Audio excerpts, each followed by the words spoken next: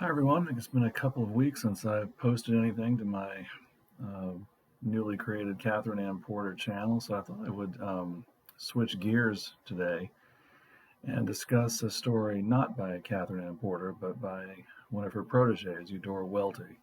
And the story is called The Bride of the Innisfallen.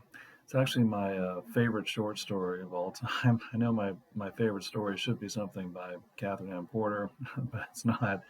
Um, and there are a lot of similarities between The Bride of the Innisfallen and Ship of Fools, it should be pointed out. Ship of Fools is an allegorical journey by boat, and in Welty's story, it's a journey by train. And there are a lot of characters in Welty's story that are very similar to some of Porter's characters. In fact, you might almost accuse Porter of plagiarism. The Bride of the Innisfallen was first published 11 years before Porter's novel, but excerpts of Ship of Fools were published in magazines, I believe, about 5 or 6 years before Welty's story was published. So I'm not sure who's plagiarizing who, but you can make a case for plagiarism on the part of one of them. There are a lot of interesting characters in Welty's story, but I'm just going to focus on only two of them.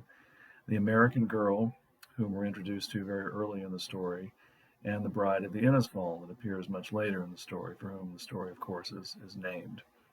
Now, we know from the beginning that the American girl is traveling alone and that she's leaving London without her husband's knowledge. One of the passengers, it says, quote, stared at the American girl pinned to her chair across the room, as if he saw somebody desperate who had left her husband once, endangered herself among strangers, been turned back, and was here for the second go around, asking again for a place to stay in Cork. Now, later in the story, when the bride finally appears, someone shouts, there's a bride on board, and everyone's looking at her, but the bride is looking down and smiling. Now, I have to interject here and say the last couple of pages of the story contain some of the most beautiful writing that I have ever read. The American girl is still in Cork. She had had her day, her walk that began at the echo-hung rock against which the lowest houses were set. She crosses the swan-bright bridges. The trees are rushing with light and blossom. Everything seems to swim in light.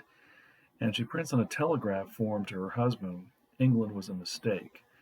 Then all of a sudden the story goes from third person to a first person inner monologue by the American girl. And she says, out of the joy I hide for fear it is promiscuous.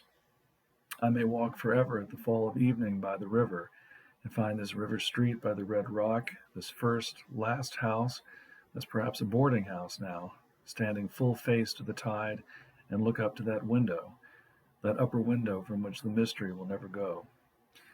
And the story ends with the girl letting her telegraph message go into the stream of the street, and she opens the door of a pub and walks without protection, it says, into the lovely room full of strangers.